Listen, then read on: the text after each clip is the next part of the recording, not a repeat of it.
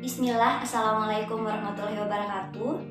Dalam kesempatan kali ini kami dari kelompok 2 akan mempresentasikan materi mengenai MSDM Koperasi. Sebelumnya perkenalkan, nama saya Dasma Elsa Ananda dengan stambuk C201190004. Di sini saya akan mempresentasikan 3 poin dari materi ini dan poin-poin selanjutnya akan dilanjutkan oleh teman-teman kelompok 2 lainnya. Langsung saja saya mulai. Poin pertama yaitu pengertian MSDM.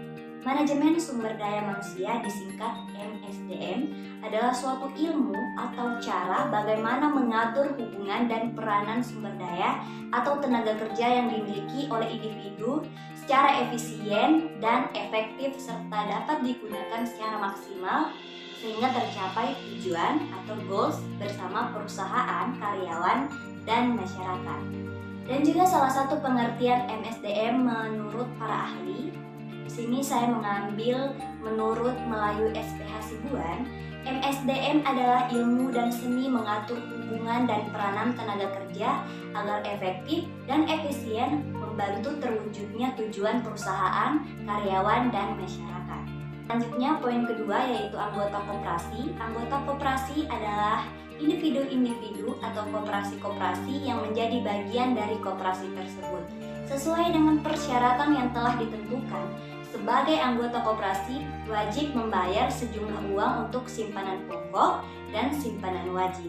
Jadi, anggota koperasi adalah pemilik sekaligus pengguna jasa koperasi. Keanggotaannya koperasi didasarkan pada kesamaan kepentingan ekonomi dalam lingkup koperasi. Selanjutnya poin ketiga yaitu karyawan koperasi adalah sejumlah orang yang bekerja membantu jalannya usaha dalam koperasi. Misalnya, koperasi yang bergerak dalam simpan pinjam, karyawan bertugas melayani anggota yang akan menyetor maupun meminjam uang, dan tugas karyawan yaitu memimpin, mengkoordinir, dan mengontrol jalannya aktivitas koperasi dan bagian-bagian yang ada di dalamnya. Kemudian menerima laporan atas kegiatan yang dikerjakan masing-masing, menandatangani surat penting, memimpin rapat anggota tahunan, dan melaporkan laporan pertanggungjawaban akhir tahun pada anggota. Selanjutnya akan dilanjutkan oleh teman saya. Terima kasih. Assalamualaikum warahmatullahi wabarakatuh. Perkenalkan, nama saya Hasna, stambuk C201190030. Saya akan melanjutkan bagian sub pembahasan selanjutnya, yaitu manajer koperasi. Manajer koperasi adalah mereka yang diangkat dan diberhentikan oleh pengurus untuk mengembangkan koperasi secara efisien dan profesional. Kedudukan pengelola adalah sebagai karyawan atau pegawai yang diberi kuasa dan wewenang oleh pengurus. Poin selanjutnya yaitu pengurus koperasi. Pengurus koperasi adalah orang-orang yang dipilih untuk masa jabatan paling lama 5 tahun sesuai dengan anggaran koperasi. Sepertiga anggota pengurus koperasi dapat dipilih dari orang-orang yang bukan koperasi, sedangkan sisanya sebesar 2/3 adalah harus benar-benar berasal dari anggota koperasi. Pengurus koperasi bertanggung jawab langsung kepada rapat anggota.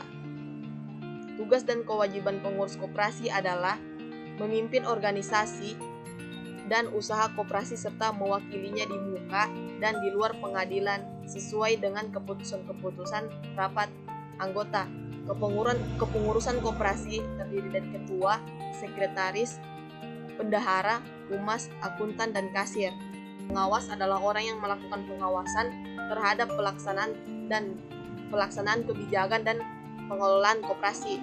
Kewajiban pengawas yaitu yang pertama melakukan pengawasan dan pemeriksaan terhadap pelaksanaan dan kebijakan dan pengelolaan koperasi. Yang kedua, meneliti catatan dan pembukuan yang ada pada koperasi.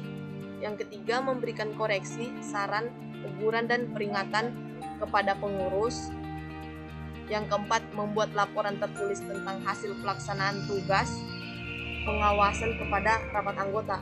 Itu saja, sekian dari saya. Untuk poin selanjutnya akan dilanjutkan oleh teman saya. Baik, di sini saya akan melanjutkan materi selanjutnya yaitu Badan Pembina dan Dewan. Sesuai dengan Undang-Undang Nomor 25 Tahun 1992 tentang Peroperasian Bab 9 Pasal 57 Ayat 1, bahwa koperasi secara bersama-sama mendirikan satu organisasi tunggal yang bernama Dewan Koperasi Indonesia atau Dekopin dan berfungsi sebagai wadah untuk memperjuangkan kepentingan dan bertindak sebagai pembawa aspirasi koperasi. Sebagai lembaga gerakan koperasi yang otonom, Dekopin bertugas memperjuangkan cita-cita gerakan koperasi Indonesia, menyalurkan aspirasi anggota, menjadikan wakil gerakan koperasi di dalam di luar negeri, serta berperan sebagai mitra pemerintahan dalam pengembangan koperasi. Untuk materi selanjutnya yaitu peranan pendidikan koperasi. Pendidikan perkoperasian baik yang formal maupun informal merupakan keseluruhan proses pengembangan kemampuan atau kecakapan dan perilaku manusia yang dilakukan secara terorganisasi dan terus-menerus serta dirancang untuk mengkombinasikan gabungan pengetahuan, keterampilan dan pengertian di bidang perkoperasian yang bermanfaat bagi seluruh kegiatan sosial ekonomi masyarakat. Itulah tadi materi yang kami bisa sampaikan. Lebih dan kurangnya kami mohon maaf. Billahi taufiq wal hidayah. Wassalamualaikum warahmatullahi wabarakatuh.